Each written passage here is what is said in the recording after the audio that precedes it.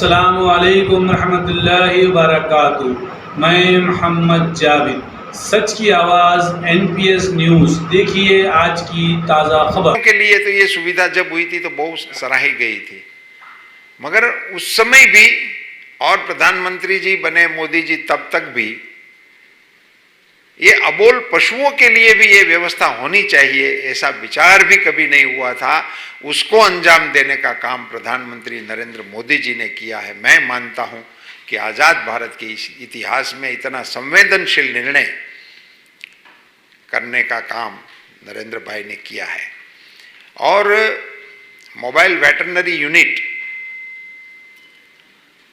पूरे देश में भारत सरकार के खर्चे से देना,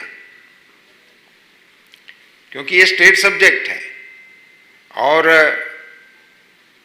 जब ये फैसला हो गया तो राज्यों की ओर से भी एक डिमांड आई थी कि भाई आप एम्बुलेंस तो हमें दे देते हो, मगर बाद में हम इसका ऑपरेशन शुरू करेंगे तो इसमें डीजल लगेगा, ड्राइवर लगेगा, डॉक्टर लगेगा, तो ये तो आप हमारे घर पे एक लायबिलिटी छोड़ जाओगे। तुरंत ही मोदी जी ने इसका संज्ञान लेते हुए ड्राइवर, डीजल, डॉक्टर, पैरावेट, इन सारी चीज़ों को चलाने में जो खर्च आता है, इसको आप एक प्रकार से आप रिकरिंग कॉस्ट भी कह सकते हैं, उसमें भी 60% भारत सरकार देगी।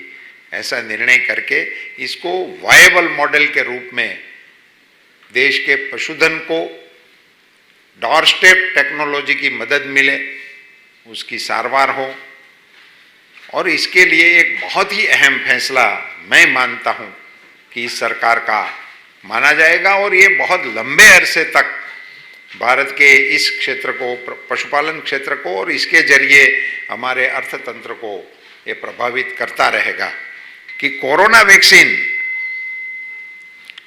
देश के नागरिकों के लिए उपलब्ध कराने का निर्णय प्रधानमंत्री जी ने किया। उससे 1 साल पहले देश के सारे पशुओं को वैक्सीनेट कराने का निर्णय प्रधानमंत्री जी ने ले लिया है।